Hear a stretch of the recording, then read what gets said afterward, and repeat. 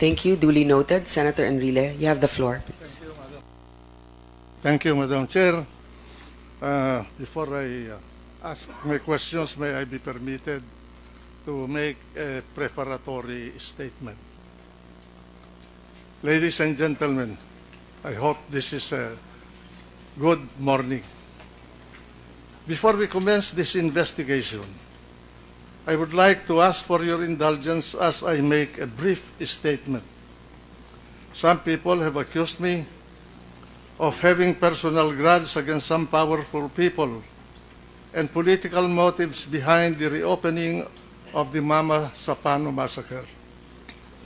I cannot blame them for thinking the way they do, but that is farthest from the truth. I am here only to fulfill a promise I made while I was incarcerated in Camp Crame.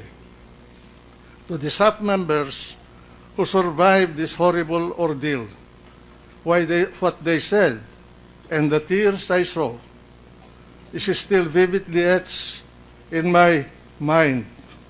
I vowed to them then that if ever I be given a chance to get bail, I will seek justice for them and for all those who survived, those who perished, rather. It was fate, perhaps, that brought us together there in Camp Crame. And it is fate now, perhaps, that also allowed all this to unfold. I'm doing this for the staff troopers who bravely perished and those who gallantly survived. I'm doing this for the country, so that never again shall a similar gruesome butchery will happen in this land. I'm doing this for the people, so that they will know the national leaders who failed them because of ineptness and lack of leadership. I'm doing this for the truth and for no one else. Now, finally, I'm going to present evidence to show, and these are the specifications and the center of this morning's hearing as far as I'm concerned. First, that President Aquino actively and directly participated in the planning and preparation of Oplan Exodus. Second, that President Aquino deliberately compartmented Oplan Exodus to himself and PDG Purisima. I think all the military and police people here will know the meaning of compartmentation. Don't you? Okay. Third, that President Aquino was the approving authority of Oplan Exodus. Fourth, that during the execution of Oplan Exodus, President Aquino was fully aware of what was going on. Fifth, that President Aquino wantonly disregarded the command systems of the AFP and the PNP. Six, that President Aquino was actually, intentionally, and directly dealing with a person who, before and at the time of the Mamasapano gruesome massacre, was not an active part of the command system of either the AFP or the PNP.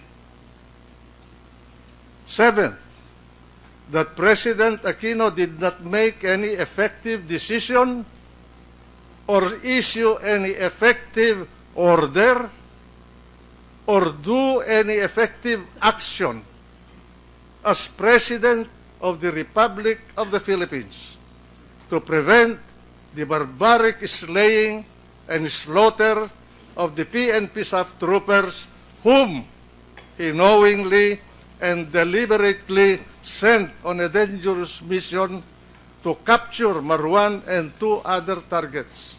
And finally, 8th, that to shield himself from any responsibility and accountability for the Mamasapano debacle, President Aquino deliberately hid or was hiding himself behind PDG Purisima. Thank you, Madam Chair. So let us now begin to unravel the whole sordid issue.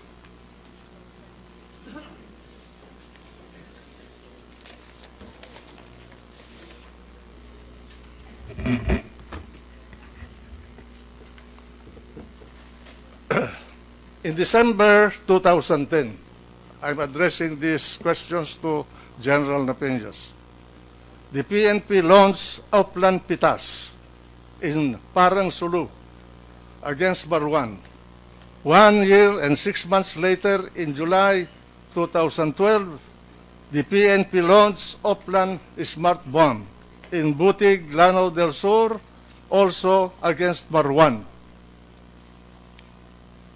Meanwhile, there were other attempted but aborted operations against Marwan thereafter, mostly in Mindanao.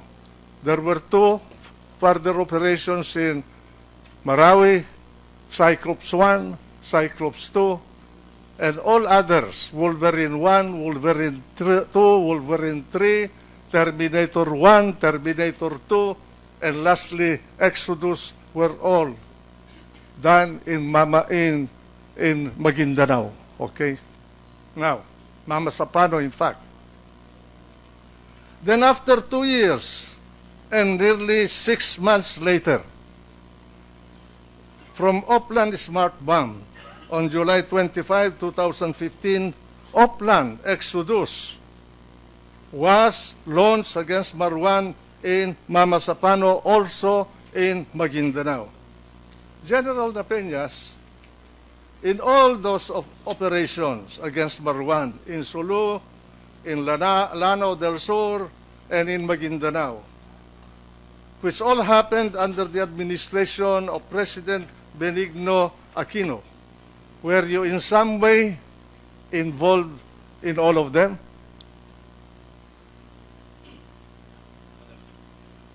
Madam Chair, sir, Your Honor. Yes, sir, except in Cyclops 1 and Cyclops 2, because that happened in 2013, and I was already the Regional Director of Police Regional Office 13 in Butuan City, sir. These were the Marawi operations? Yes, sir, the Lanao Sur operation, Cyclops 1 and Cyclops 2. However, the other Lanao Sur operation, Smart Bus there, because that is in 2012, sir. The operations in 2013, I wasn't part of it, sir. Now, in Upland Exodus, President Aquino appeared to have actively and directly involved himself. He was briefed, consulted, and informed by PDG Allan Purisima and by you on nearly all aspects of Upland Exodus, and he had in fact even extensively discussed Marwan project, not only with you as DSAF, but also with PDG Allan Purisima and Superintendent Fernando Mendez.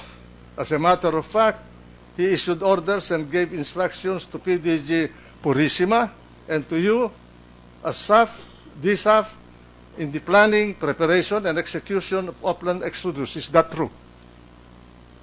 Yes, sir, Your Honor. Now, was President Aquino actively and directly involved in the Sulu, Lanao del Sur, and Maguindanao operations against Marwan and others in the same manner and to the same extent as he did in Upland Exodus?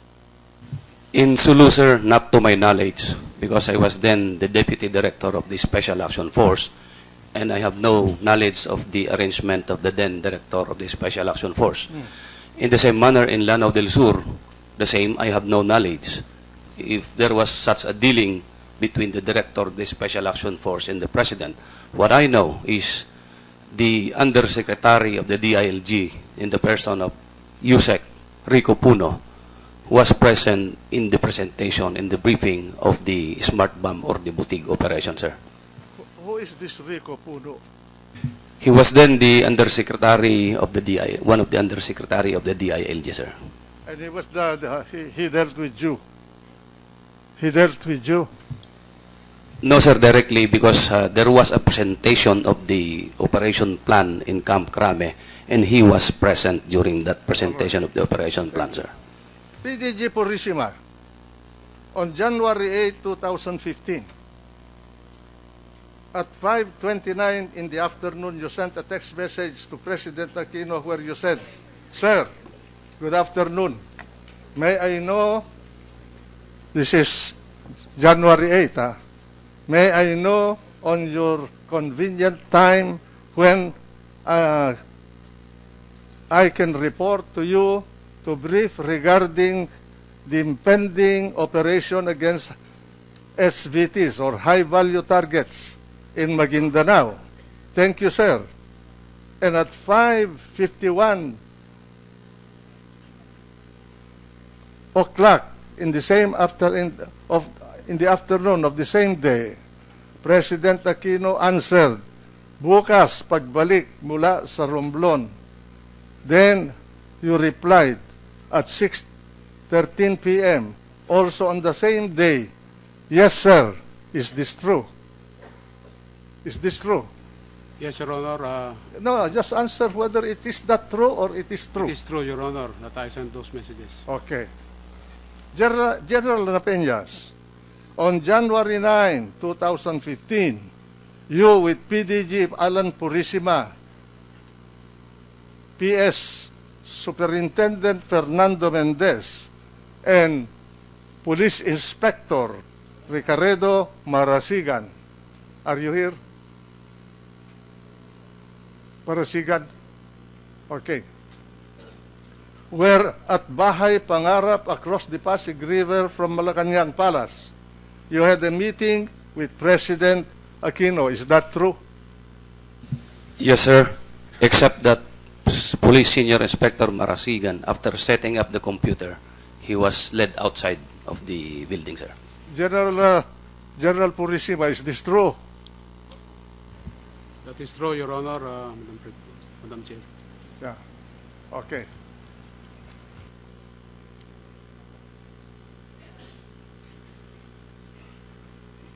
Now, General Napeñas and General Purisima, please tell us briefly why you, both of you, with PDG Allan Purisima and Superintendent Mendez, had to meet President Aquino on that day, January 9, 2015.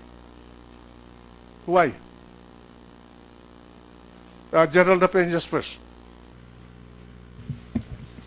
We were there at the, Your Honor, sir, Madam Chair. We were there at the Bahay Pangarap in Malacanang to brief the President about Operation Plan Exodus. And I started the briefing presenting the video of Marwan and his cohorts in the area, followed by another video on the route going into the target area of Marwan and Usman. It was followed by presentation of the concept of operations. There was also a presentation of a decision matrix. There was also a presentation of the recommendations. And practically the details of Operation Plan Exodus was discussed in that meeting, sir. Okay. In that meeting on January 9, 2015, you briefed President Aquino, as you said, on Plan Exodus, and you, with PDG Purisima and Superintendent Mendez, discussed extensively with the President the details of the operation to capture Marwan, dead or alive, in Mamasapano. Is that true? Yes, sir, Your Honor. Yes, sir. General Purisima. Your Honor, may I clarify the answer? My answer to that is, when the plan was presented, this was already a finished operation plan. So it was already being presented for the information of the President. Yes, but It was an extensive discussion of the facets of the operation. Your Honor, there were comments that were made during the presentation. All right, I will go to that and ask you questions, okay? In that meeting on January 9, you also presented to President Aquino the concept of operation or CONOPS, okay, to execute Upland Exodus, and that CONOPS clearly spelled out nearly every detail and aspect of the Upland Exodus, especially the time on target or thought manner of coordination with the AFP. Is that true? General De Peñas. Yes, sir, Your Honor. Oh. General Purisima. Your Honor, the preparation was made by SAF on the concept of operation that was presented. What I'm asking you, sir, is whether what I read is true to fact. Yes, sir, that is correct, sir. But to clarify that, it was the PNP SAF commander who was presenting the operations, the concept of operations. It was already prepared during that time, Your Honor. What were you then? What were you then? Why were you in that meeting? We were just I was just a facilitator, Your Honor. Come on. Okay. Huh?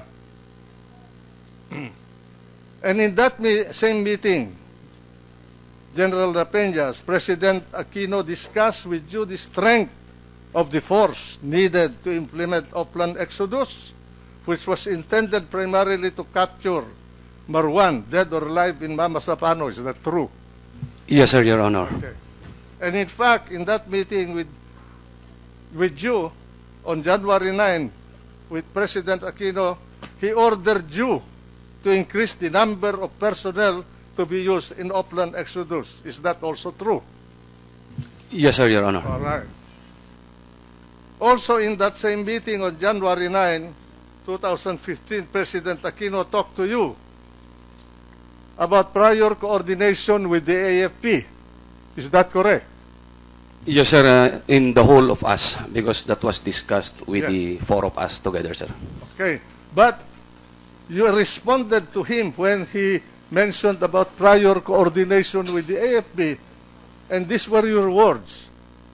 With due respect, sir, compromise po ang AFP. Did you say that? Yes, sir, Your Honor. All right. And you added that instead, in accordance with the CONOPS that you presented to President Aquino for Upland Exodus, the coordination with the AFP had to be time on target or thought, meaning that the assault force was already at the target location. Is that true? Yes, sir, Your Honor. Okay. And these were uttered by you in the presence of PDG Purisima and PS Superintendent Mendez. Yes, sir, Your Honor. Okay. And PDG Purisima and PS Superintendent Mendez, who were present, supported your recommendation. Is that true? Yes, sir, Your Honor. Okay. And President Aquino did not give any comment, nor did he say anything when you responded and said to him, with due respect, sir, compromise po ang AFP. In short, he did not object to your recommendation, nor did President Aquino countermand your recommendation. Is that true? Yes, sir, Your Honor. Okay. And President Aquino did not object as a commander, as president, as chief executive, as head of state, as head of the police organization, or make any comment, much less say anything when you recommended to him that coordination with the AFP had to be on time, target, or thought. Is that true? Yes, sir, Your Honor. And President Aquino also did not stop you from carrying out your recommendation to him that coordination with the AFP had to be time on target, meaning when the assault force was already at the target location. Is that true? Yes, sir, Your Honor. At that time, he was the president, He was the commander-in-chief. He was the embodiment of the plenary powers of the whole nation. There's only one president. Okay. And President Aquino did not insist and persist that the suggestion of prior coordination with the AFP must be followed by you. He simply kept quiet. Is that true? Yes, sir, Your Honor. Okay. When the meeting with President Aquino was over, you and President Superintendent Mendez left the room ahead of PDG Purisima, who remained alone with President Aquino in the room where the meeting was held. Is that true?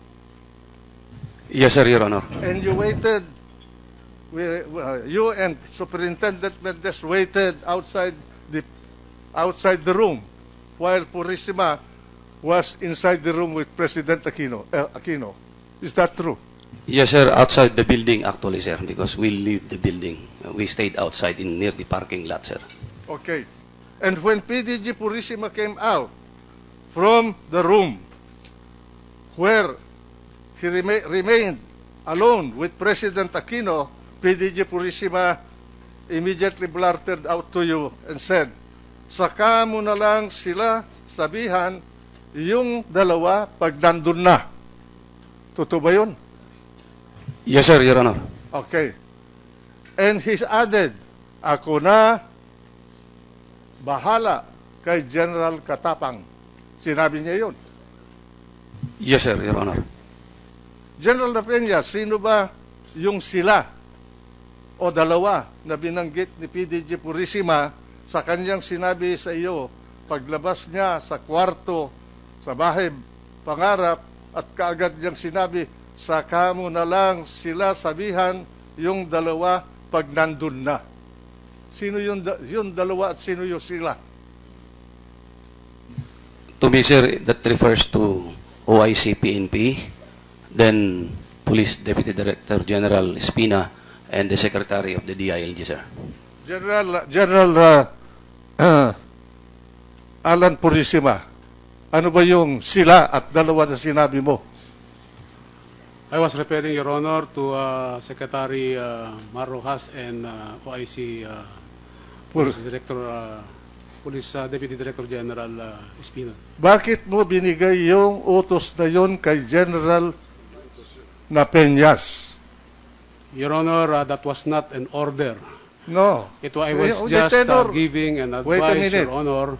It is not for you to claim that. The tenor of, I've been 17 years in the organization, the tenor of your statement is an order. Para sa akin, Your Honor, that was not an order. And that was in consonance with the time-on-target principle presented by Police Director Napeñas during the briefing. Well, anyway, the courtroom or whatever court will take care of this, will interpret your order. You are a military man. And you should know what is an order and what is a suggestion. Okay? Eh, nandito mga militar na kasama mo eh. Ayun. Now, General Napeñas, when you went to Bahay Pangarap on January 9, 2015, with PDG Allan Purisima and PS Superintendent Mendez to brief, consult, and inform President Aquino about Oplan Exodus, did you volunteer to go to Bahay Pangarap to brief, consult, and inform President Aquino? No, sir, Your Honor. And why did you go there? Because I was directed then, I was told by Police Director General Purisima, sir. Okay. Did he tell you that you have to go to give a briefing to the President of the Philippines about Oplan Exodus? Yes, sir, that's the subject, sir. Okay. Did President Aquino offer any hint of any objection or adverse reaction to any aspect of your briefing and to anything contained in the CONOPS, concept of operation, that you presented to him during your meeting with him at Bahay Pangarap on January 9, 2015? Yes, sir. There were two issues. One, sir, the one that we already discussed, the coordination with the AFP on the time on target concept. And the second is the strength to be increased accordingly, sir. Those were the only two items that he opened his mouth. Those were the two things that he ordered to us to do, sir. Yeah, To do. those were the only two things that he commented on. There were other, sir, Your Honor, there were other comments, but this pertains about yung video na nakikita, ganyan ba talaga? May mga side comments lang, sir, po yun. But yung dalawa talaga na pinaka-meet doon, sir, na sinabi niyo po niya, yung time on target na coordination with the Armed Forces of the Philippines, coordination with the Armed Forces of the Philippines, at saka po yung strength. Now, after your briefing and your presentation of the concepts of upland exodus on January 9, 2015, this is my side comment, realizing perhaps the gravity and high degree of peril and risk involved in the execution of upland exodus, President Aquino, on his own behest, ordered you to increase the number of personnel to be used in upland exodus. Is that true? Sir, in my opinion, Yeah. that's true, sir. Okay. In my opinion, sir, that's true. Okay. In fact, the order of President Aquino was the principal cause for the delay in the actual operation of upland exodus, which could have been done earlier than January 25, 2015. Yes, sir, Your Honor. And after your meeting with President Aquino on January 9, 2015, you informed President Aquino through PDG Allan Purisima that there were two possible windows to execute upland exodus, January 11 to 14, 2015, before the visit of Pope Francis to the country, and January 20, 26 to 15. Is that true? Yes, sir, Your Honor. And did you hear or receive any objection or adverse comment either from President Aquino or from PDG Purisima about the windows of dates you proposed to execute upland exodus? No, sir, Your Honor. You later recommended to President Aquino again through PDG Purisima that the better window of dates was January 20 to 26, 2015. Is that true? That's true, Your Honor. And did you hear any or receive any objection or adverse comment from either President Aquino or PDG Purisima about your choice of January 2026 to 26, 2015 as the better window of the dates to execute upland exodus? Your Honor, may I be clarified with the question again, sir? I did not get it, sir. May objection ba na ipinarinig sa iyo o sinabi sa iyo si Presidente Aquino at si PDG Purisima nung sinabi mo na ang pinakamagandang panahon o time na gagawin natin yung upland exodus is January 20 to 26, 2015? Wala pong objection, sir, Your Honor. Wala silang sinabi. Wala po, sir, Your Honor. PDG Purisima, at 1:27 in the afternoon of January 13, 2015, you sent a text message to President Aquino where you said, Sir, from this of Sir, good PM, in consideration of the comments of the President during our meeting, the number of persons to be deployed in operations recommend that we follow the secondary date as the additional persons to be used are deployed in Tacloban for the Pope's visit. Also, the primary date is too tight, while we have a longer window on the secondary date, quote, for your consideration and approval. For your consideration and approval. And at 7:43 p.m. of the same day, President Aquino replied snappily and said, in quotes, okay. Is this true, General Purisima? Is this true? Madam Chair, Your Honor, the text message was sent to the President and was replied to me, Your Honor. What I said in my question, is this true? Yes, Your Honor. Okay, that's all I'm asking you. I'm dealing with facts, not arguments or conclusions. These are material evidence, no? Okay. What is okay to you? That the President said, what is okay? You asked for his approval. What is okay? There are so many meanings of okay, Your Honor. It can be noted. It can be... Come on. All right. Anyway. By the way, these are not found in the transcribe. the transcribe exchanges of text messages that I got from somebody. Huh? Okay. General Napeñas, on January 19, 2015, you had another exchange of text messages with General Purisima.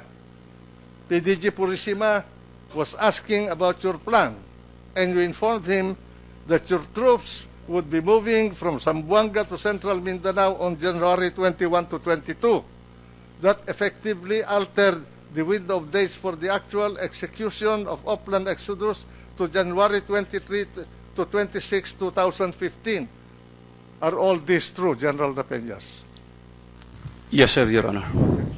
Did you hear or receive any suggestion, objection, or adverse comment from either President Aquino or PDG Purisima about the movement of your troops from Zamboanga to Central Mindanao on January 21 to 22, 2015 for the operation, and the alteration of the window of dates for the actual execution of Upland Exodus from January 20 to 26 to 2015 to January 23 to 26, 2015?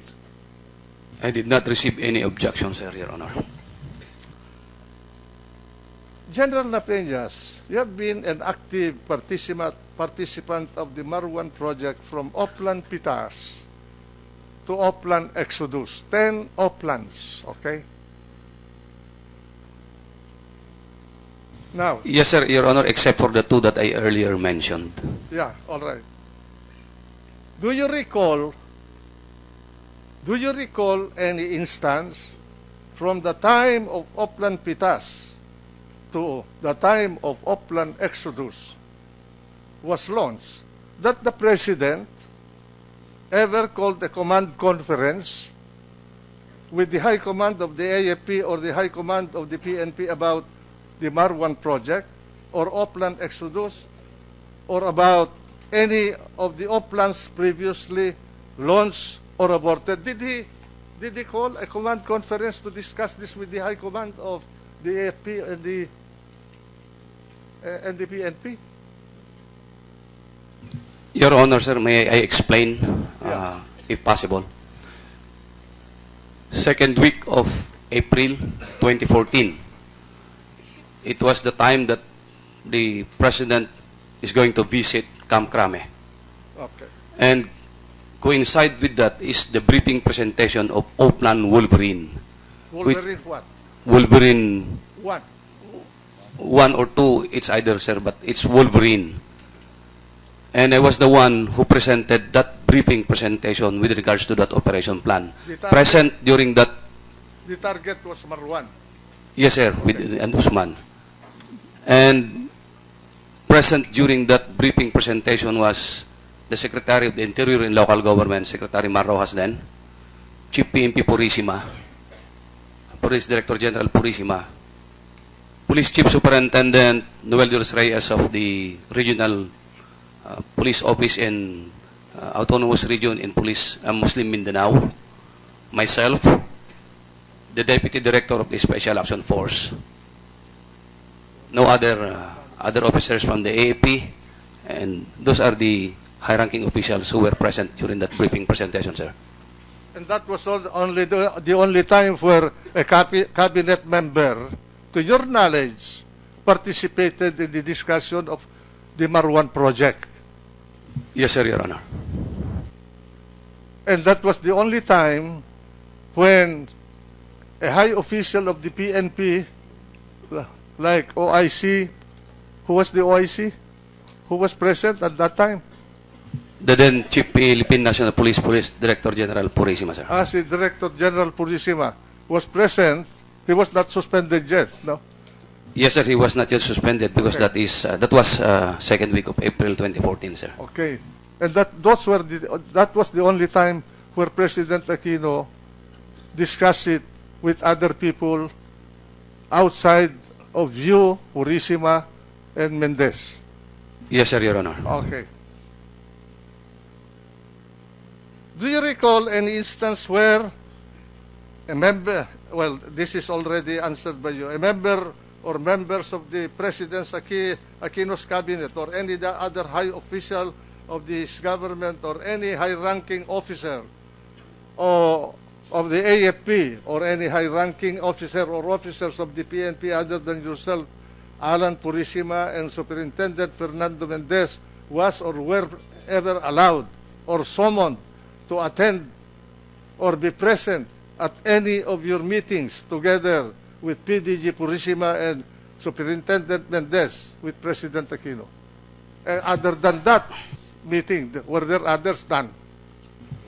No more, sir. As I earlier answered, ganun po yung nangyari, sir. Now, correct me if I'm wrong. What happened was President Aquino compartmented or agreed to compartment Oplan Exodus to himself and PDG Purisima. Is that correct? Yes, sir, Your Honor. Okay. Now, to understand this, when I said compartmented Oplan Exodus, I mean that President Aquino intentionally, deliberately, and actually confined and arrogated unto himself and PDG Purisima full knowledge, command and control, and strategic decisions over Oplan Exodus. President Aquino excluded all other, including the members of his cabinet, except Secretary Rojas, and the command systems of the AFP and the PNP. He left everything to himself and his trusted men. PDG Allan Purisima, is that true? As a military officer, is that true? Yes, sir. I will just qualify, sir, Yes. that in Oplan Exodus, Secretary Marojas was not included, sir. It's in the Wolverine that Secretary Marojas was present. Only in Wolverine. So, Exodus was totally compartmented. Yes, sir, Your Honor. Okay. General Purisima, you are a four-star general. What, do you understand compartmentation? Yes, Your Honor, I understand compartmentation. Okay. But may I comment on the your question, earlier question, Your Honor? Yeah, go ahead. The Oplan Exodus was an Oplan crafted by the PNP Special Action Force. So ang nagplano po nito, Your Honor, is the PNP Special Action Force. Correct. Ang nag-implement po nito, Your Honor, ay PNP Special Correct. Action Force. And we were just, our part were only informatory, Your Honor. No, correct. That is your defense. But as a military officer, you know that the president excluded everyone else. Di ba? Very clear. Anyway, if you No, Your don't Honor. want to answer that, I give you the privilege. But I have been also, I'm not a soldier. No, Your Honor. I've been in the jungles to fight for this country, but May I I'm not clarify? a trained soldier and I cannot fly. May, All right, sir? may I clarify, Your Honor? I am, during that time, I was a police officer, not a military Well, officer. never mind. But you're And the President is exercising his authority over the Philippine National Police as Chief Executive, not as a Commander-in-Chief, Your Honor. okay. He's the president, period. Yes, Your Honor. As a Chief Executive, he has the authority, Your Honor. He's the president. He embodies all the powers. Commander-in-chief, top cap, chief of head of state, head of government, you name them, chief executive. The summation of all of that is, he is the president. Okay. Now, I'll go to the operation.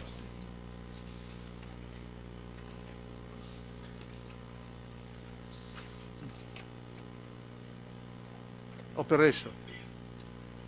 At 4:35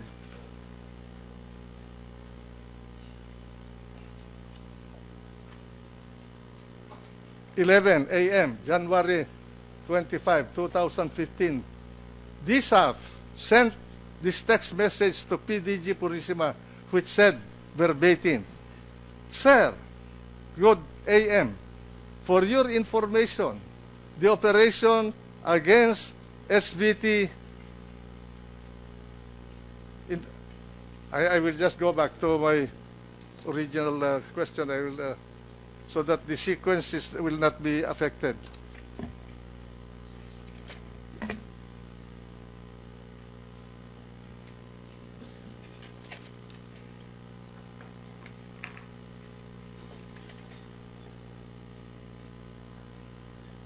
Now, General Napeñas, to continue with the question of compartmentation.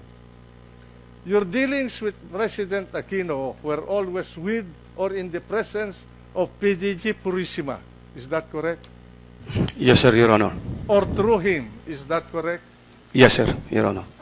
You never went directly to the President and said, "Hey, Mr. President, I know this, I'm telling you this." Never directly to the President, Your Honor. And because of the nature and manner of your dealing with President Aquino, which was always with or in the presence of or through PDG Purisima, you develop a strong impression, correct me if I'm wrong, a strong impression and a strong belief that PDG Purisima was indeed a very trusted man of President Aquino, and that as far as you were concerned, what PDG Purisima said to you was the word of the President, and what you said to PDG Purisima would reach the ears of of President Aquino. Is that true? Yes, sir, Your Honor. Okay. Now, what violation of Philippine laws did Marwan commit to make him such a target of police operation in the country? If I may just look at the warrant of arrest that I have in my possession, sir. Yes.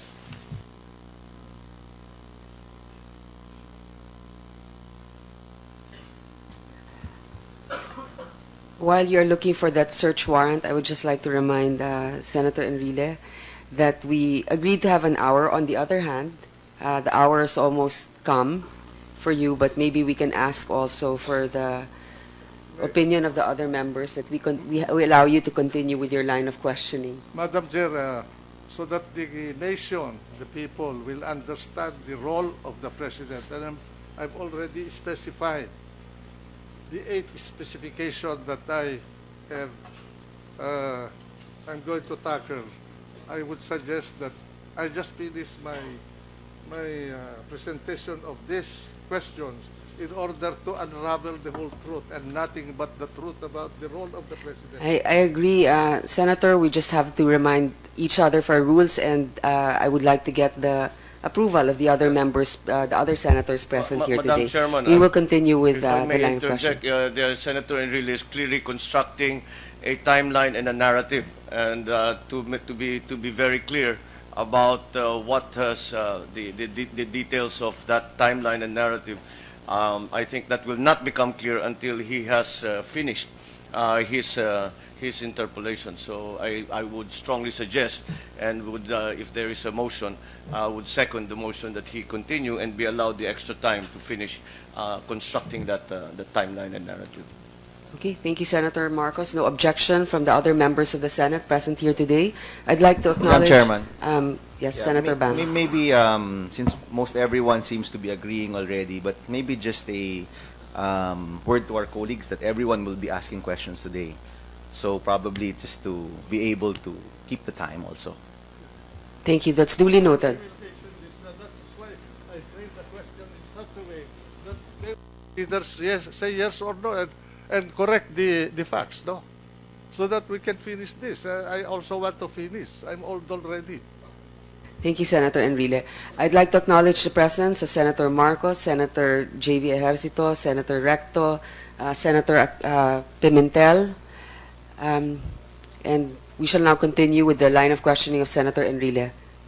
General Lapeñas will read the warrant. Tell us the judge who issued the warrant and in what court this warrant was issued. Yes, sir, Your Honor. Multiple murder, multiple prostrated murder, and multiple attempted murder issued by the Regional Trial Court in Kidapawan City. And the judge is Judge Rogelio Narisma, Your Honor. This happened in Kidapawan, the crime. The crime did not happen actually in Kidapawan, sir, but the cases were filed in Kidapawan City, RTC, sir, Your Honor. Now,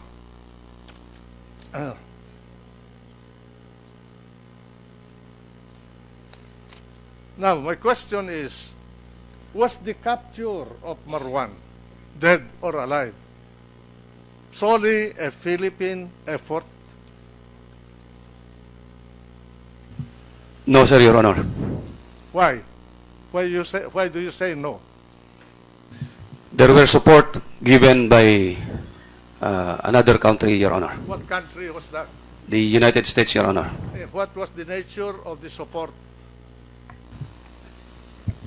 Under the United States Joint Task Force Philippines, based in Zamboanga, they provided us intelligence support, real time. They provide us also training. Training? Yes, sir, Your Honor. They provide us also equipment, Your Honor. Just a minute. Intelligence, training, Equipment support, Your Honor. equipment. Yes, sir, Your Honor. And in that Oplan Exodus, they provided support in terms of humanitarian and medical evacuation, Okay. and also investigation, Your Honor. Investigation? Yes, sir, Your Honor. I'm referring to the finger that was severed and it was given to them for the confirmation of the DNA in relation to the brother of Marwan and to his finger that was taken, sir. Who were the people who conducted the training? They are members of the Joint Task Force Philippines of the United States based in Zamboanga, sir. Are they members of the United States military? Some are members, Your Honor, but some are mere members of the Joint Task Force of the United States based in Zamboanga. What is that? Are they? It was a military civilian component of the American government?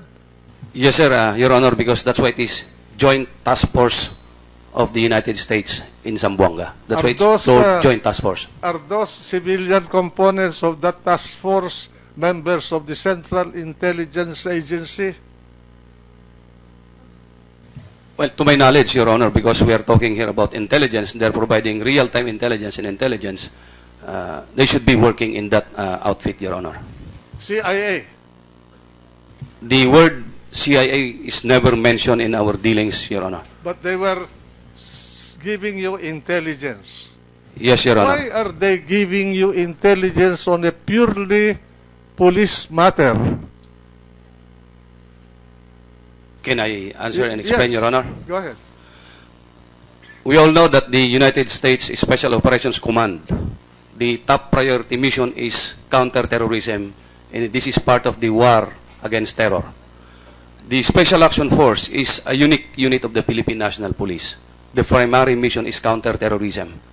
And I believe that must be the reason why they're dealing with us insofar as counterterrorism is concerned, Your Honor. Were they using the visiting forces agreements as a basis of this cooperation or some other agreement of the government with the United States? Honestly, I don't know, Your Honor. I'm not aware. What they're using as reference. I asked this question because the visiting forces agreement, to my recollection, deals only with military cooperation between the Republic of the Philippines and the United States. It does not cover police operation, which is actually nothing more than enforcement of criminal laws of the Philippines, handled by the police organization of the country, and these criminal laws are strictly territorial except for a few exceptions. This is something that the government must explain why they have allowed a police matter to include U.S. participation. I'm not saying that I'm correct, but this has to be looked at. Okay? Now,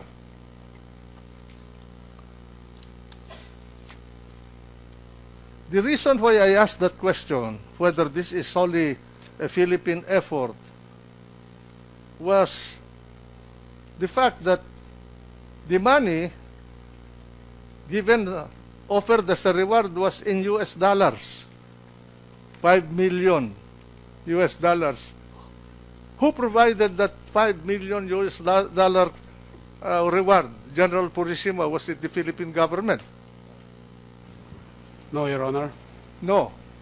Who provided it? Who provided it? It's not yet provided, Your Honor. It was not yet claimed. Huh? It was not yet claimed, Your Honor, so nobody's... Huh? Not claimed, not claimed, not claimed. So it is not yet provided, Your Honor. I'm not asking about the claimant.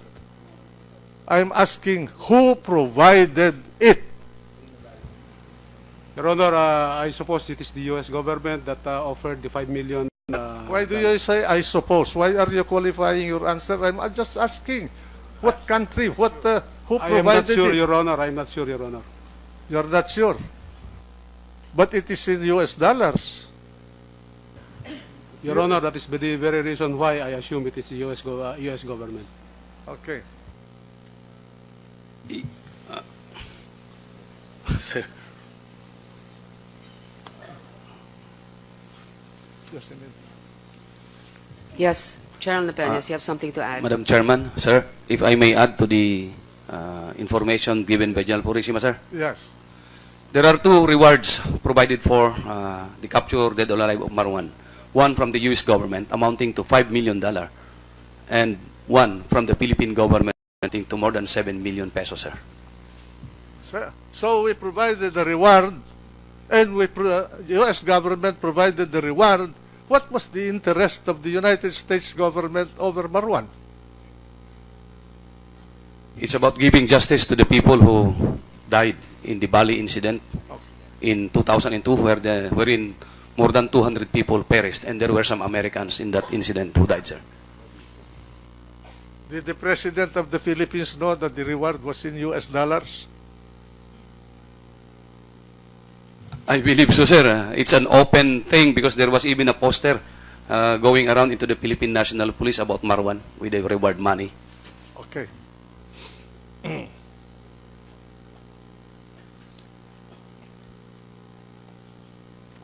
When the Lanao, the Sulu, Lanao del Sur, and other Maguindanao operations were launched against Marwan, the reward in US dollar was already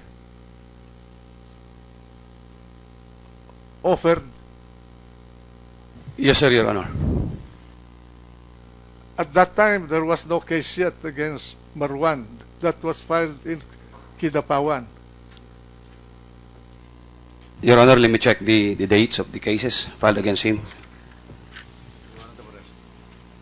I'm sorry, the warrant of arrest issued against him. 2007. Ano yan? 2007. Hindi, wala ito.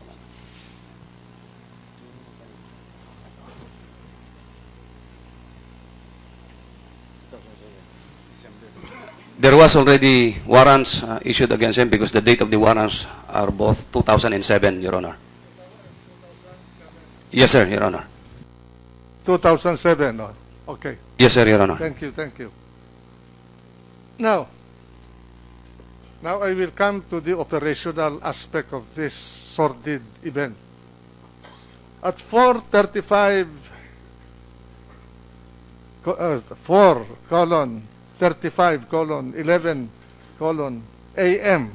January 25, 2015, DSAF sent a text message to PDG Purisima which said, verbatim, "Sir, good AM. For your information, the operation against SBTs in Mamasapano, Maguindanao shall be conducted by PSAF, supported by PPO, PRO in caps, ARMM caps. Troops are underway. Main element is now on target while support elements are being deployed. Update will be reported." Now, General Purisima, if you were just an advisory or whatever, was it not strange that you should be informed by the operating commander about what is happening? Your Honor, the information was given to me by Police Director Napeñas for my information because I am supposed to be giving information also to the Chief of Staff and to the OIC of the Philippine National Police. And to the President? And to the President, Your Honor. So you passed this information to the President that morning? Yes, Your Honor, I passed the information to the President at about, I'm not sure of the time, Your Honor, but it's already before 6 o'clock. Because the first time that I learned about the operations that was launched was already 5:45 in the morning, Your Honor, when Police Director Napeñas was calling me. Okay. At 4:30, Your Honor, I suppose the operations was already been finished by that time, Your Honor. Okay. Thank you.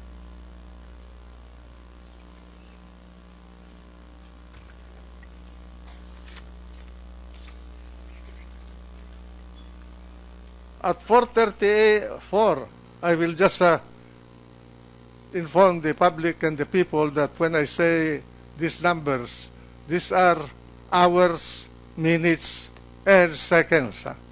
At 4:38:44 a.m., January 25, 2015, DSAF sent a text message to OIC, PNP, PDD General Espina, which reads verbatim, "For OIC, PNP, from DSAF, Sir, good AM. On January 25, 2015, at about 2:02:30 hours, PNP SAF, supported by Maguindanao PPO and PRO ARMM, shall be conducting LEO, law enforcement operation, against high-value targets in Mamasapano, Maguindanao. Troops are underway and development will be reported ASAP." General Napeñas, you confirmed that you sent this message? Yes, sir, Your Honor. And this was in accordance with the order to you of the then Chief PNP, but suspended to saka mo na lang sabihan yung dalawa pag nandun na. Yes, sir, Your Honor. This was the first time that you were informing the OIC of the PNP about the operation. Yes, sir, Your Honor. Okay. Thank you.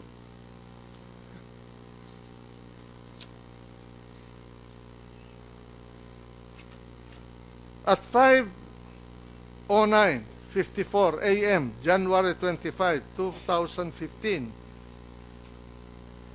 DSAF sent this text message to the Commanding General, 6 ID, 6 Infantry Division, which reads verbatim, Ed, good morning, good AM.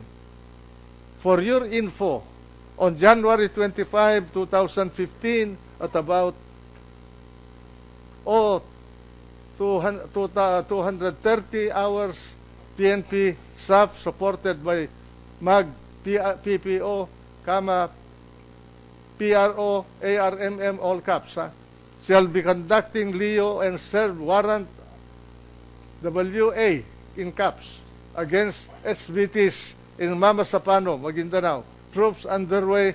Coordination was also done with CO1 mechanized for 45th IB. General Pangilinan, did you receive this text message at that hour, at that time? Madam Chair, Your Honor, I received the text. The record in my phone says 5:06 in the morning, Your Honor, and I read it by 6 in the morning. What time? What? 5:06. Okay.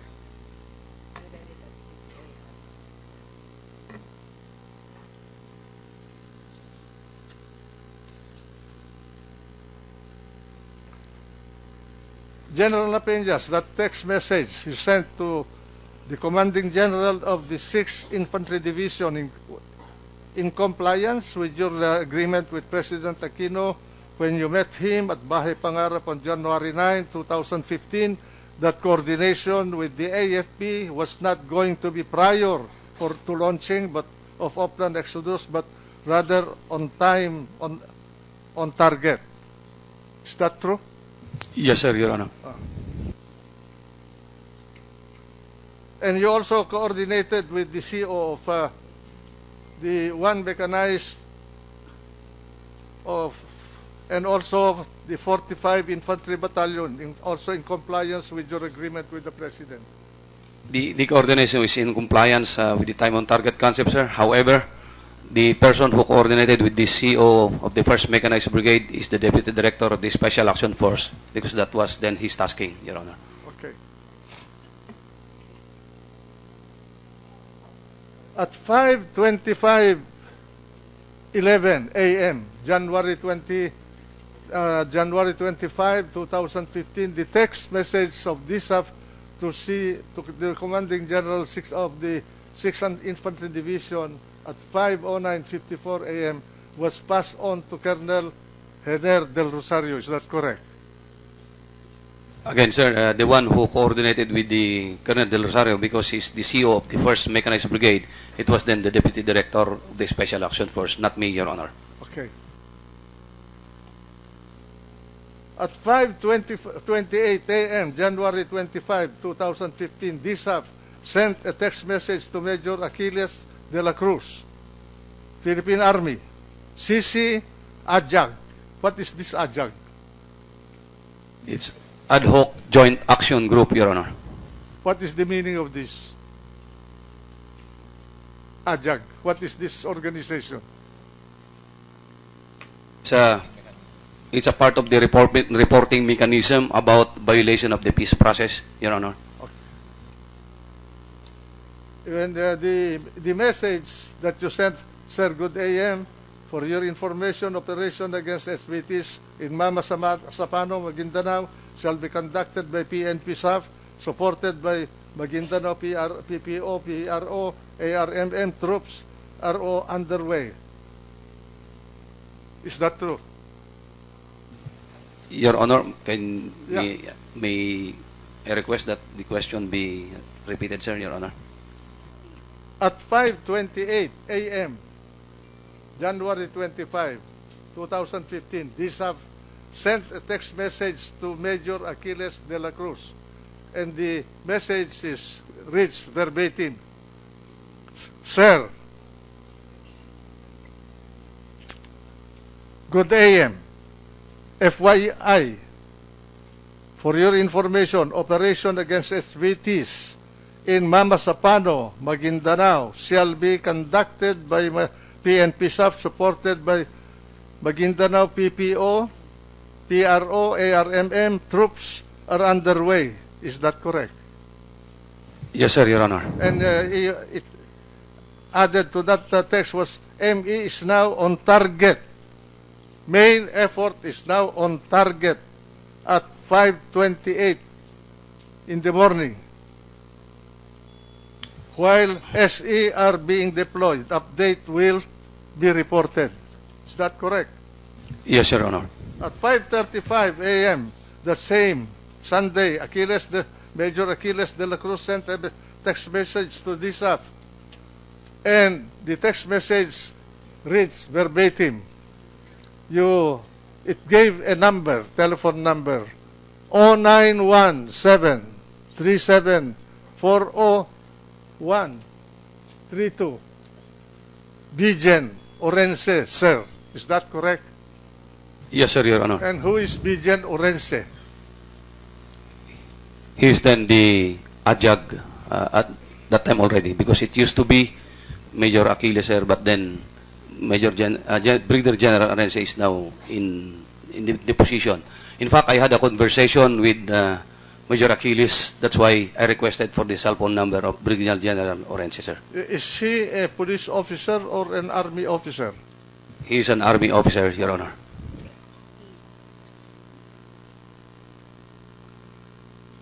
Now, at 5:45, PDG Purisima, at 5:45 a.m., that same Sunday, January 25, 2015, you sent this text message to President Aquino. Sir, good morning.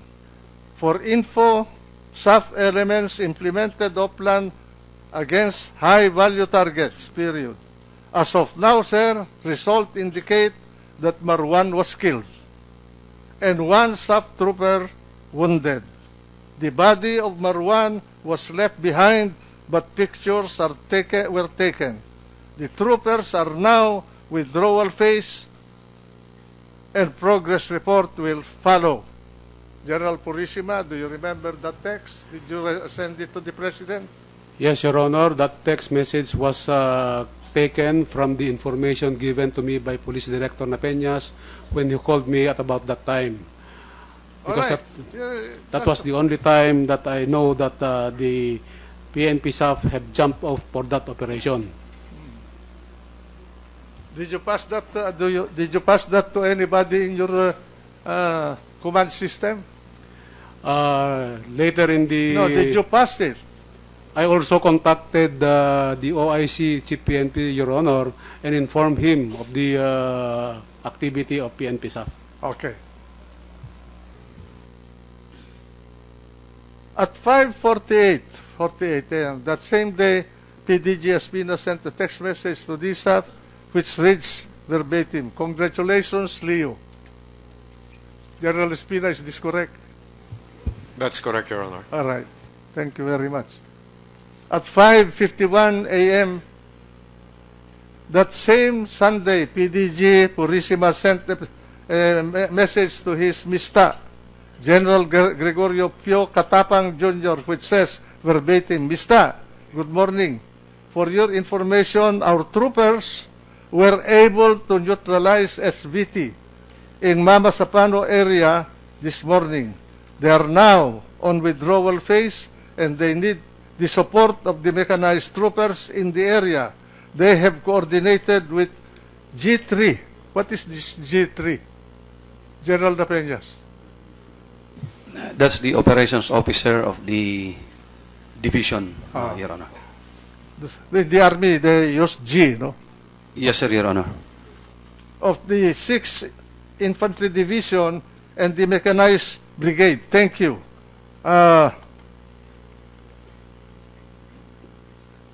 Did you send this message, General Purisima? Yes, Your Honor. General Catapang, did you receive this message? Madam Chair, Your Honor, I received the message. Okay. So you were forewarned that there was an operation at that hour, 5:51 in the morning. Yes, Your Honor. Okay.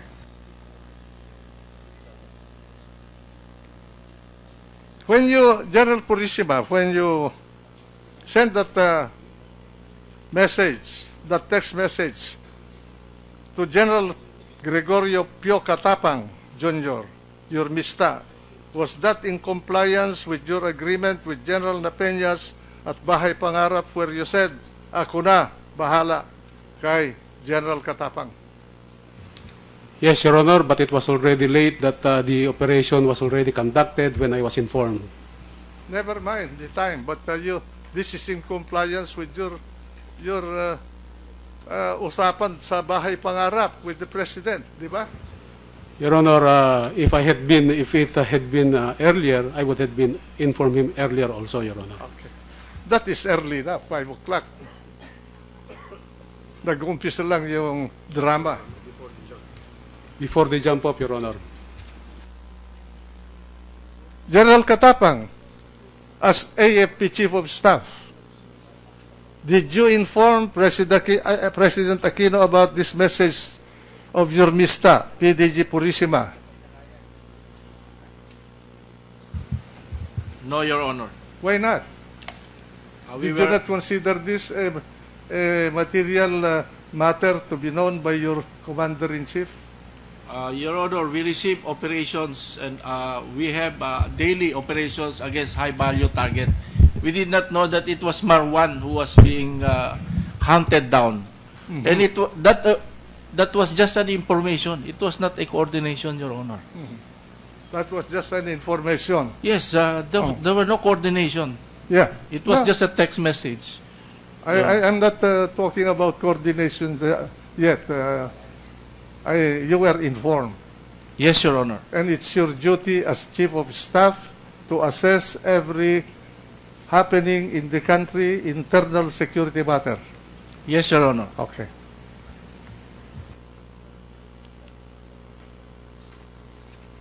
At 5:47 a.m., that same Sunday, Brigadier General Lorenzo texted this message to DSAF, and the message reads verbatim. He gave a number 0917-51-20085. Sir, paki-coordinate lang kay Colonel Mel Feliciano, 601 Brigade, Commander Ray, your withdrawal na ito, ha? Para maalalayan nila kayo from MILF. Ngayon, tama ba ito, General Rapiñas? Yes, sir, Your Honor. Okay. Yung unang number, ano ba yun? Kanino ba yun? Yun po, Your Honor, yung number ni Colonel Feliciano, yung brigade commander. Yung unang binigay sa iyo na number na binasa ko kanina. No, sir, yung ibinigay ni Major Aquiles de la Cruz, that's the number of General Orense. Yung ipinasa ni General Orense sa akin na number, sir, yun po yung number ni Colonel Feliciano, yung brigade commander, okay. Sir, Your Honor. At 6:34 a.m. that same Sunday, DSAF replied to General Lorenzo's message, which said verbatim, copy TY. At 6:16 a.m. that same Sunday, PDG Purisima sent a text message to DSAF saying verbatim, Leo, for your information, I have informed OIC, PNP, re-operation, baka mabigla ka at magtanong. Bakit mo sinabi yung ganun, General Purisima? Baka mabigla ka at magtanong. Sino ang magtatanong? Your Honor, the information was already given to the Chief PNP. Baka magtatanong si Chief PNP. That was what I meant, Your Honor. Si OIC Chief PNP. Baka magtanong kay meron bang sekreto doon sa bagay na yun at winarningan mo si General Napeñas na baka magtanong si There is none, Your Honor. But, General Espina?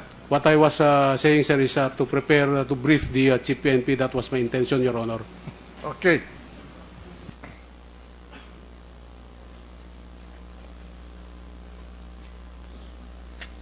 At 6:01 a.m. that same Sunday, PDGG Espina sent a text message to DISAF which said verbatim, Guerrero, these are verbatim sa Guerrero's number please. Di pa sumasagot si Greg. Tama ba yun, General Espina, na nagpadala ka dito? That's correct, Your Honor. Bakit mo kinokontak si General Guerrero? Kasi sir, yun pong, Your Honor, good morning po. Yeah. When I was contacted by General Purisima, maybe 5 minutes before 6 a.m., he told me kuha na si Marwan. Ang sagot ko, ganun ba? Ano ang nangyari? Kasi hindi ko alam, sir, from the very start. Compartmented ka eh. Oh. Yes, sir. And if I recall right, he informed me, Purisima, that SAF was operating. And then, what I did was to immediately read my text messages.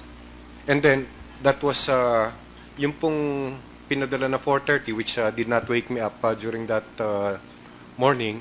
Binasa ko, merong text message na may operation ng ganon. At apparently, sir, parang napapa-enkwentro sila or humihingi ng support. That's why, sir, my first instinct was to contact my classmate, which is what I always do. Contact the Armed Forces of the Philippines. In this particular case, the commander of Western Mindanao Command, in the person of General Rustico Guerrero. Siya po ang namamahala doon. I called him up immediately and to inform him na nag-ooperate ang SAF doon sa area at napapa-enkwentro. Ang tanong sa akin, sir, ni General Guerrero, ano yan? Hindi na naman nag-coordinate, di ko alam yan Ang sabi ko kay General Guerrero, saka na siguro ang sisihan, di ko rin alam ito, ang importante alalayan natin. Tama yun. That's the G, sir. I was informed 5 minutes before 6 a.m. I contacted General Guerrero 5 minutes after 6 a.m. after knowing it. Wala nakakaalam, sir, pero sabi ko, saka na sisihan. Baka ang importante dito, maalalayan. Hindi mo alam yung operation? No, sir. Hindi rin alam ni General Guerrero? No, sir. He didn't know. Ang unang reaction niya, sir, ano yan? Hindi ko alam yan, Hindi na naman nag-coordinate. Yun ang exact words niya sa akin, And then I answered that way. Saka na, sir, yung sisihan. General Guerrero, you're present here. Do you confirm that statement? Madam Chair, Your Honor. Yes, sir. I received a phone call from General Espina at 6:04 a.m. and he told me about the encounter in Mamasapano, Your Honor. Where were you that time? I was in my headquarters in Camp Navarro, Zamboanga City, sir. Okay, thank you. Sir, if I may add, I received this, sir, if I may add, I received the call when I was in Manila during that time. I was in Manila the whole day. Yeah. General Napeñas, at 6:10:51 a.m. that Sunday, it was at this time that the heavy firefight started at Mamasapano between your support unit. Is that correct? It may be a little earlier, Your Honor, because I received the information at about that time that you said, but it may be a little earlier, but it is not that heavy early in the morning. But when the MILF and the other armed groups started to reinforce their troops, It was Anyway. later that there was really a heavy firefight. That there was already a heavy firefight at that. Yeah, that anyway, day. we use this as a benchmark. 6 o'clock in the morning of Sunday, the firefight was going on. Yes, sir, Your Honor. All right. And it ended what time? That's about 6:02 in the evening or past 6 in the evening, Your Honor. Okay. At that time, the sub-44 were already all killed.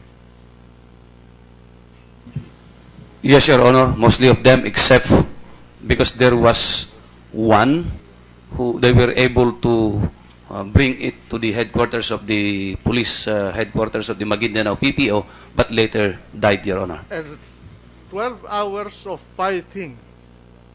The Commander-in-Chief, the President of the Philippines, was never heard.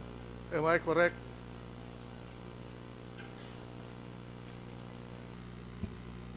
Yes, Your Honor.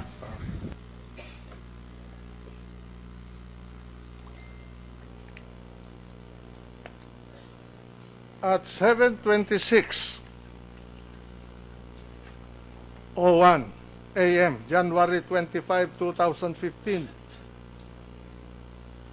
General Peñas, you, as DSAF, you texted a progress report to OIC PNP which said verbatim, for OIC PNP from DSAF, update reoperation against SVT based on report.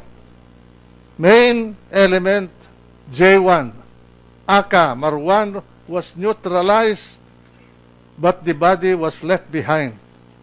Due to heavy volume of fire and one wounded sub-trooper, the containment blocking force was engaged 2 kilometers east of Tokalanipaw.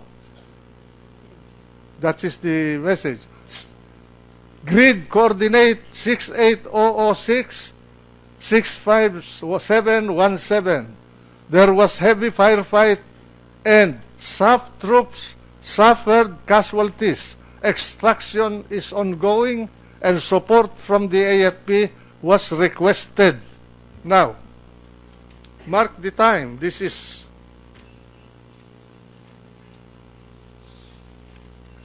at 7:26, almost 7:30 in the morning. The casualties started to pile up. And you were requesting for AFP support. General Rapeñas, Yes, sir, Your Honor. did you get any AFP support at any time from that time all the way to 6 o'clock in the afternoon? Yes, Your Honor. When did you get that support? Immediately when the Deputy Director of SAF and the Operations Officer of SAF went to the Mechanized Brigade, they organized the mechanized and infantry to provide support for our sub-troopers. And what was the action of the mechanized unit? Kasama po sila at saka yung Operations Officer, yung tangke nila at saka yung tao nila, sir. Kasama na pumunta doon sa lugar at bumaba sila doon sa vehicle drop-off point. Nagpaputok ba sila? Nagpaputok ba sila ng kanilang mga baril o kanilang mga kanyon sa tangke? Wala po, sir, yung nagpaputok initially hanggang sa makarating sa drop-off point, then pumasok sila doon sa looban kasama yung mga sub-troops. Actually, sir, 3 yung recommendation na nakuha din namin yon ng brigade commander. Ang unang recommendation is yung infantry po, then, sir, yung mechanized, then yung artillery. However, ang naipadala lang muna ay yung dalawa, are the infantry at saka yung mechanized brigade. Pero sumama sa labanan yung army. Yes, sir, Your Honor. Oh. Ay, hindi nila nasuportahan yung 55th. Hindi po nakapasok na malapitan yung nagre-reinforce na combined army at saka special action force because based on the recollection, the statement and testimony yung team leaders na nakausap namin po, sir, open field yung approach at saka may ilog na tatawirin yung lugar ng 55th. That's why hindi sila move forward. And Marcy, pati yung dadaanan, sir, na Ano terrain. bang armament nung tangke nila? Tangke ng mechanized unit, 50 caliber machine gun or 22 caliber cannon or 22 caliber cannon, what? 50 caliber. 50 caliber po, sir, siguro yung mga gamit ng mga tangke, including yung aming B-150. Ano ang range nung 55 caliber na yun? Yung 50 caliber, sir, that's 1 kilometer. Effective range. 1 kilometer po yun, sir, Your Honor. Anong kalayo nung lumalaban sa mga 55th? It's more than 1 kilometer, Your Honor, at hindi rin makapasok yung mga tangke dahil may mga ilog at saka marshy yung area, Your Honor. Kaya yung infantry lang yung pumasok sa looban para suportan yung 55th SAC, sir, Your Honor. Now, at 7:26:58 a.m., the same Sunday, PDDG Purisima, Espina, sent a text message to DSAF which reads as follows, verbatim, nag-reinforce na ba? At that point, meron ng reinforcement? Yes, sir, Your Honor. Nag-reinforce sila immediately. At 7:36 a.m., January 25, 2015, President Aquino replied to the text message of PDG Purisima sent to him at 5:45 a.m. the same day and asked this question, okay? Why was it left behind? Why was it left behind? The other two targets. General Purisima, did you receive this text message of President Aquino? Madam Chair, Your Honor, I received those text messages. You received them? Yes, Your Honor. Peremptory itong question niya. Said, why was it left behind? Ano yung sinatanong niya na why was it left behind? Your Honor, the way I understand the text message, Your Honor, is the body of Marwan was left behind. Was left behind. He was interested in the body of Marwan. He was asking if why he was left behind because it will be the evidence that Marwan was killed in February, Your Honor. He did not believe that he was killed because he wanted the bodies, that it? Your Honor, for every arrest, there should be the body of the arrested person, for us to say that he was already arrested. How can you arrest a dead person? Yes, Your Honor. When he was killed, we should have the body to show that he was killed. Because, Your Honor, in the Muslim tradition, the body of a Muslim person is buried within the day. And why was he asking about two other targets? There were other targets in the area, Your Honor, based on the intelligence packet provided to us, Your Honor. He did not ask the condition of his troops? The text messages will... No, he did not. I'll just answer my question. Did President Aquino at that moment show concern for the troops that he sent on a dangerous mission? The text message will speak for itself, Your Honor. The text messages will speak for itself. Okay. Because we were sending text messages, Your Honor. This was all that he was interested in at that moment. Maybe not, Your Honor, but that was the text message sent to me. Okay, thank you. At 7:48 a.m., January 25, 2015, PDG Purisima sent a reply to President Aquino, and you said, General Purisima, and I quote, correct me if I'm misquoting this text. Sir, accordingly, when the nearest target from the line of approach is M1. Who is M1? Marwan. I was referring to Marwan, Your Honor. Okay. And when they hit the primary target, the other house where Basit Usman was located with other elements reacted and fired at the troopers. I could not continue because the continuation of the text was not completed. Did you Did you send that to President Aquino? Yes, Your Honor. Based on the information I have taken from Director, South Police Director Napeñas.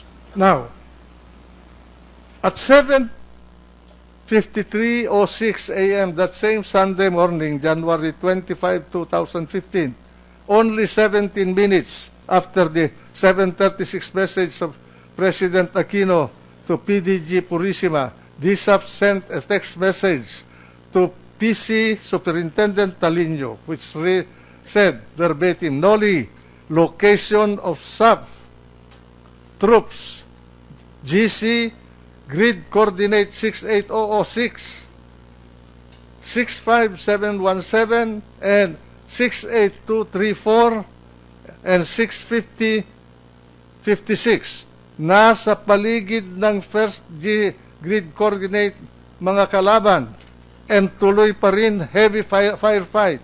Baka pwede hingi artillery support. General Talino, did you receive this message from General Napeñas? Madam Chair, Your Honor, yes sir, I received that text from General Napeñas, sir. General Napeñas, at that point, did you notice the criticality of your condition in the field?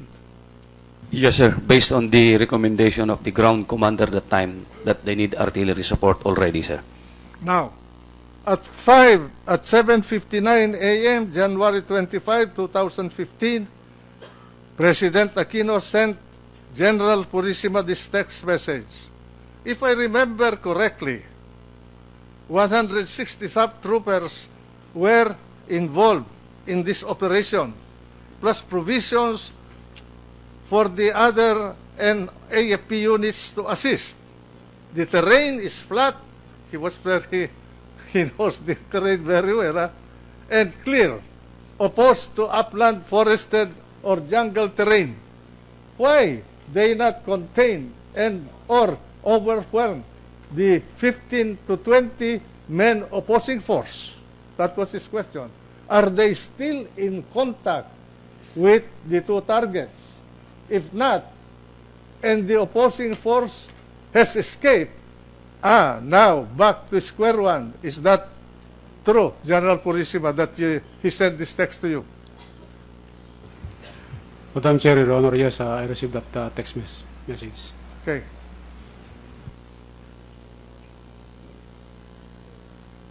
You know, my observation in this text, I sense in the text message of President Aquino some frustration, if not irritation, when he said, if I remember correctly, etc. Did you notice this kind of feeling? No. Your Honor, I presume the President was referring to the first number of personnel, 160, that was to be deployed, Your Honor. At 8:17 a.m., January 25, 2015, PDG Purisima, you sent this text message to President Aquino.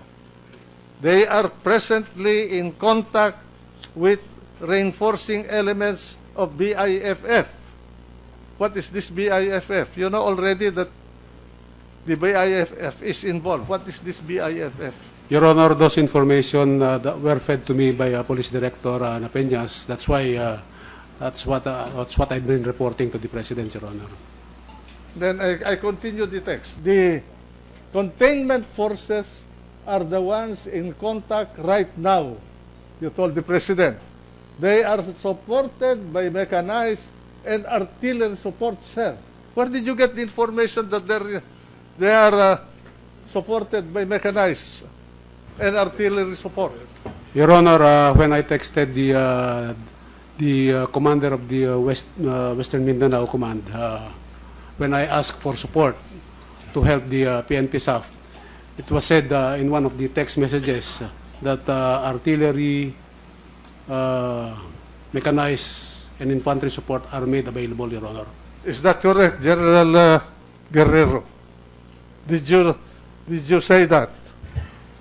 Madam Chair, Your Honor, yes sir, I texted him back after I called him in the morning. And what did you say in your text?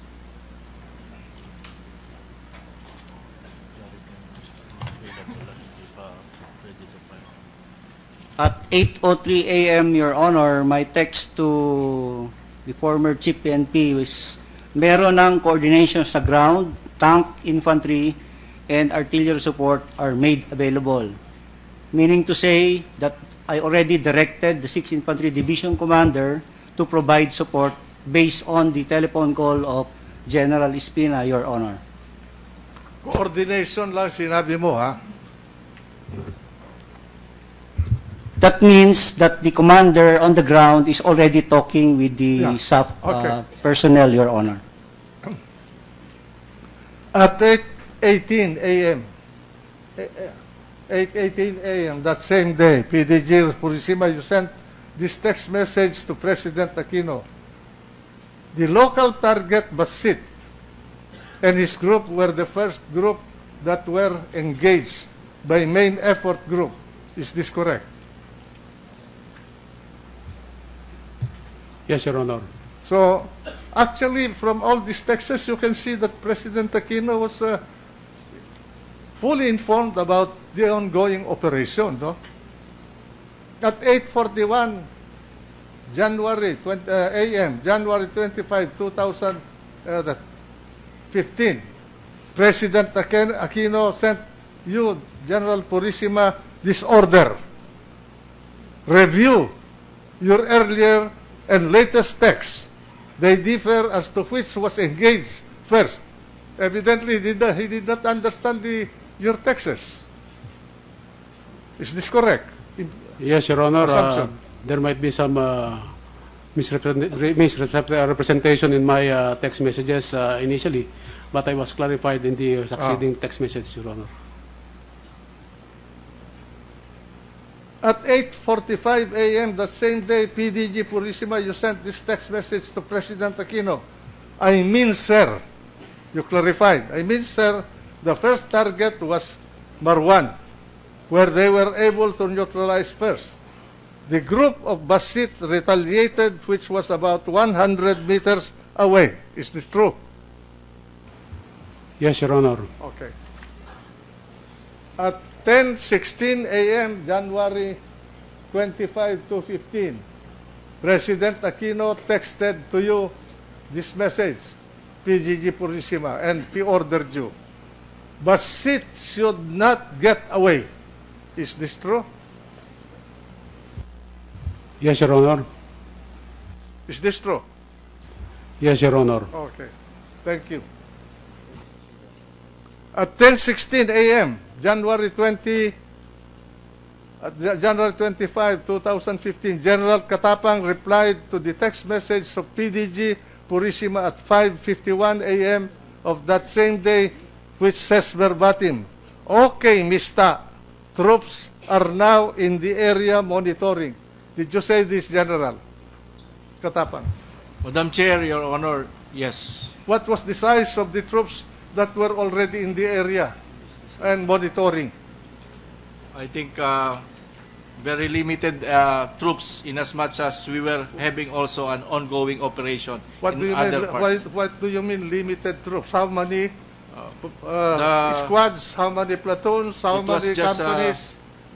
A section of infantry troops, What is maybe a- about 20, Your Honor, and about 6 30? armored personnel. How many? How many warm bodies were involved? When you say May I ask the General Pangilinan the specific number to the initial troops that were made available and the For initial heaven's sake. armor assets? For heaven's sake, you're the chief of staff. Pag ginera tayo ng China, ganyan ang gagawin mo, lulubog itong bayan nito. Anyway, General Pangilinan, General Pangilinan, how many warm bodies and what were their armamentation? Una po, ang forces na pinadala natin ay Infantry and Division Recon Company, isang squad po, isang section po yon, 16, at nagpadala rin po ang brigade commander ng mechanized ng 6 na tangke, kasama po ang mga crew noon at personnel na nagsisecure ng tangke, at nagpadala rin po tayo ng 3 members ng EOD at K9 unit na kasamang nag-reinforce sa SAP troopers po. By the way, gentlemen, with this exchange of messages among generals of the country, police and AFP, did you not make any assessment of the criticality at all of the situation of those poor SAP troops that were entrapped in that place? May General Catapang, respond. you are the head of the armed forces. Did you not call your J staff to make an assessment of the criticality of the situation of these poor men? Madam Chair, Your Honor, we were not informed about this operation. Even then, and the army should operate at the tip of your finger. In case of emergency, you are supposed to not even remove your boots. So yes, Your Honor. that's the manner of preparedness of the armed forces. You must be prepared all the time, at any time, anywhere. Yes, Your Honor, we did that, Your Honor. Unfortunately, we were airborne from 6 o'clock in the morning up to 9 o'clock. Why did you not send your air assets to cover these poor beleaguered people in order to drive away those untrained elements that are killing them?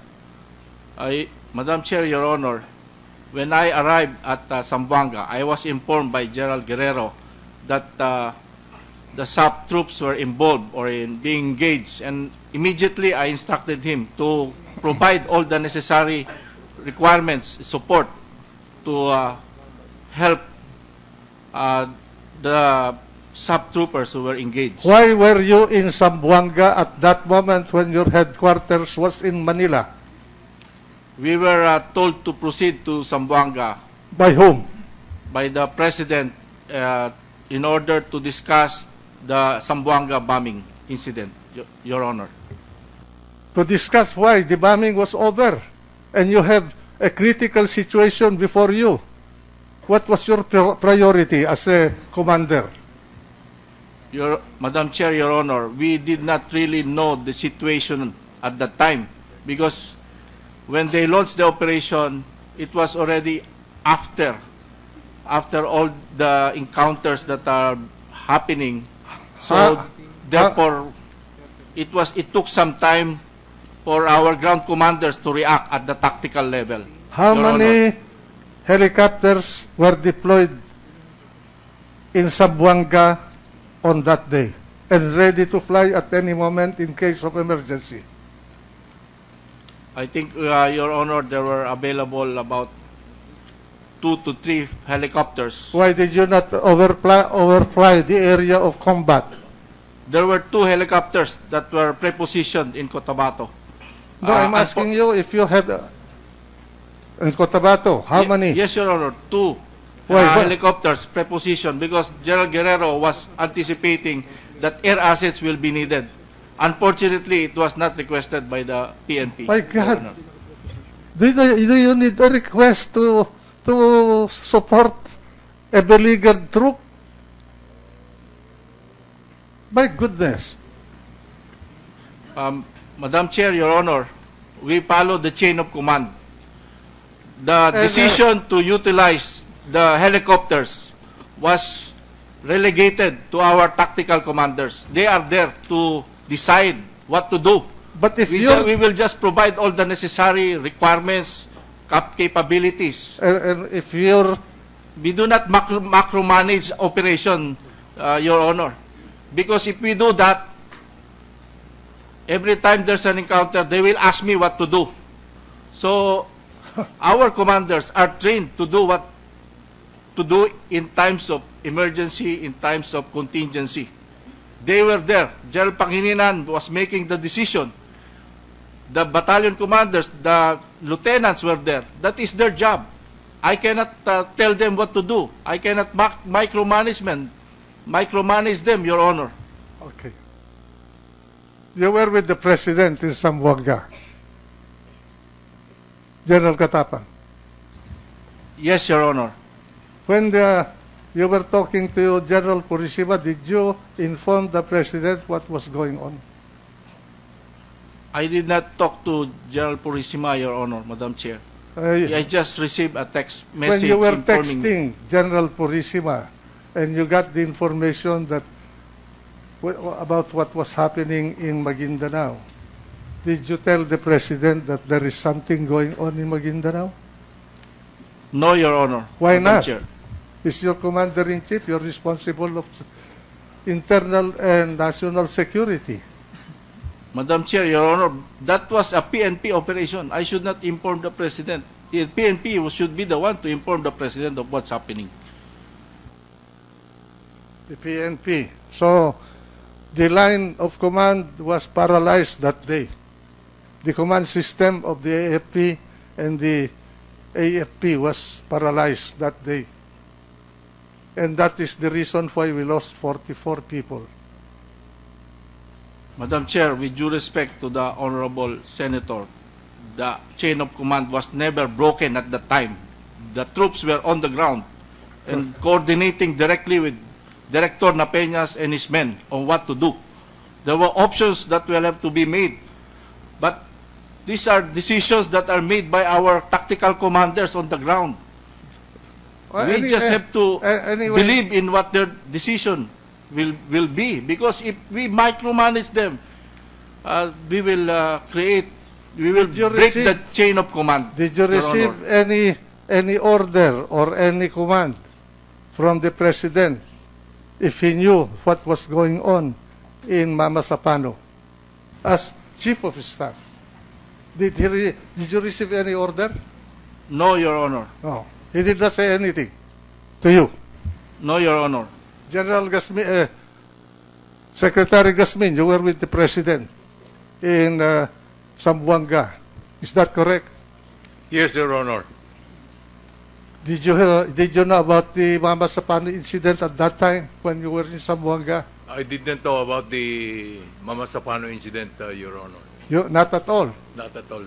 But there was a briefing according to the newspapers and according to the text messages.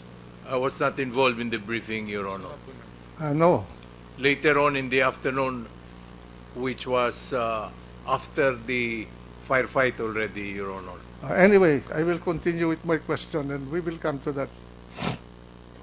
Senator Enrile, with your indulgence, may I ask for a 1-minute suspension? Just a 1-minute suspension. Yeah, yes.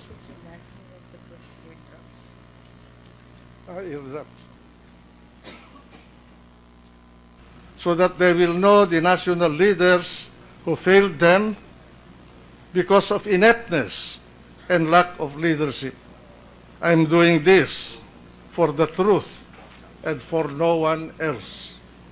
Now, finally, I'm going to present evidence to show, and these are the specifications and the center of this morning's hearing as far as I'm concerned. First, that President Aquino actively and directly participated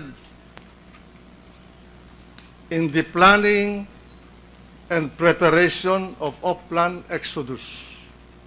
Second, that President Aquino deliberately compartmented Oplan Exodus to himself and PDG Purisima. I think all the military and police people here will know the meaning of compartmentation. Don't you? Okay.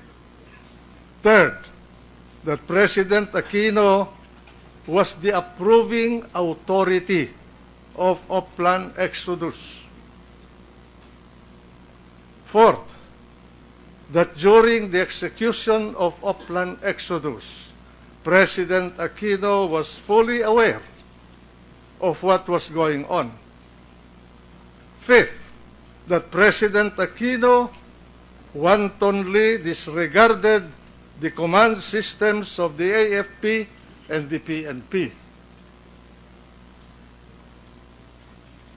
6, that President Aquino was actually, intentionally, and directly dealing with a person who, before and at the time,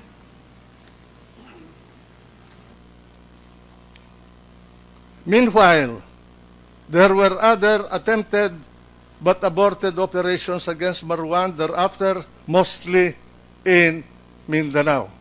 There were 2 further operations in Marawi, Cyclops 1, Cyclops 2, and all others, Wolverine 1, Wolverine 2, Wolverine 3, Terminator 1, Terminator 2, and lastly, Exodus, were all done in Maguindanao. Okay? Now, Mamasapano, in fact. Then after 2 years and nearly 6 months later, from Opland Smart Bomb on July 25, 2015, Opland Exodus was launched against Marwan in Mamasapano, also in Maguindanao. General Napeñas, in all those operations against Marwan, in Sulu, in Lanao del Sur, and in Maguindanao, which all happened under the administration of President Benigno Aquino, were you in some way involved in all of them?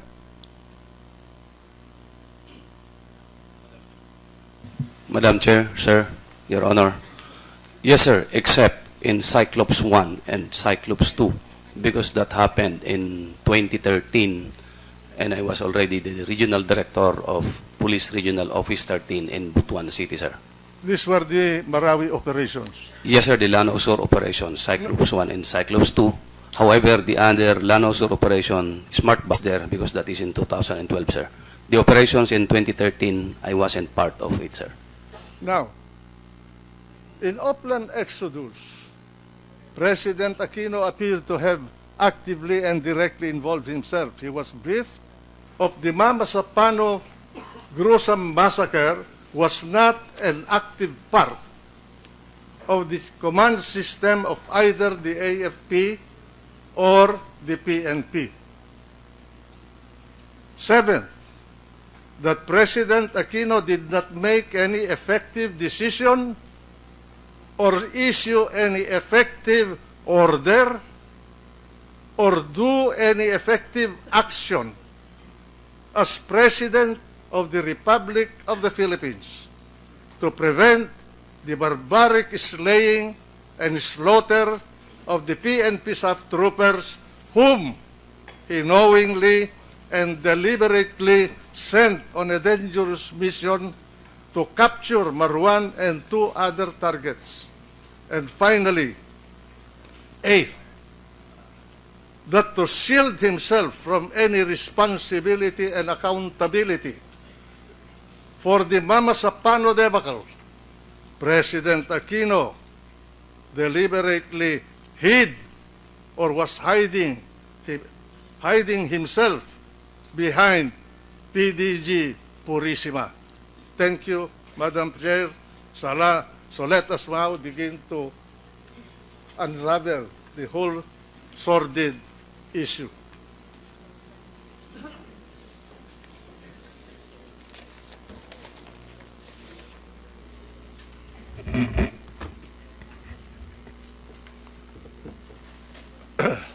In December 2010, I'm addressing these questions to General Napeñas. The PNP launched Oplan Pitas in Parang Sulu against Marwan. 1 year and 6 months later, in July 2012, the PNP launched Oplan Smart Bomb in Butig, Lanao del Sur, also against Marwan. Thank you. Duly noted. Senator Enrile, you have the floor, please. Thank you, Madam Chair.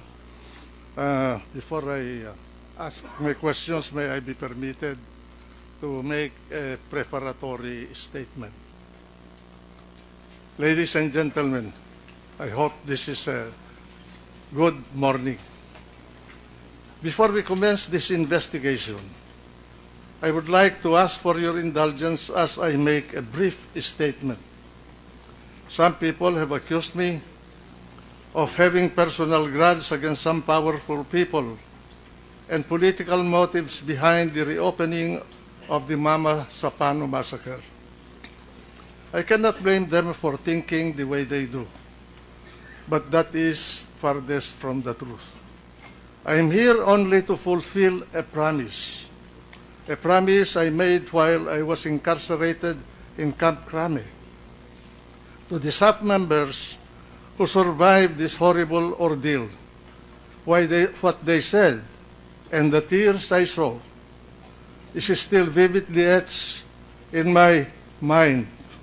I vowed to them then that if ever I be given a chance to get bail, I will seek justice for them and for all those who survived, those who perished, rather. It was fate, perhaps, that brought us together there in Camp Crame. And it is fate now, perhaps, that also allowed all this to unfold. I'm doing this for the staff troopers who bravely perished and those who gallantly survived. I'm doing this for the country, so that never again shall a similar gruesome butchery will happen in this land. I'm doing this for the people, consulted and informed by PDG Allan Purisima and by you on nearly all aspects of Upland Exodus, and he had in fact even extensively discussed Mar1 project, not only with you as DSAF, but also with PDG Allan Purisima and Superintendent Fernando Mendez. As a matter of fact, he issued orders and gave instructions to PDG Purisima and to you as SAF, DSAF, in the planning, preparation, and execution of Upland Exodus. Is that true? Yes, sir, Your Honor. Now, was President Aquino actively and directly involved in the Sulu, Lanao del Sur, and Maguindanao operations against Mar1 and others in the same manner and to the same extent as he did in Upland Exodus? In Sulu, sir, not to my knowledge, because I was then the Deputy Director of the Special Action Force, and I have no knowledge of the arrangement of the then Director of the Special Action Force. In the same manner, in Lanao del Sur, the same, I have no knowledge. If there was such a dealing between the Director of the Special Action Force and the President, what I know is the Undersecretary of the DILG, in the person of USEC Rico Puno, was present in the presentation, in the briefing of the smart bomb or the butig operation, sir. Who is this Rico Puno? He was then the Undersecretary of the DI, one of the Undersecretary of the DILG, sir. And he was he dealt with you. He dealt with you. No, sir, directly, because there was a presentation of the operation plan in Camp Crame, and he was present during that presentation of the operation plan, sir. PDG Purisima, on January 8, 2015, at 5:29 in the afternoon, you sent a text message to President Aquino where you said, "Sir,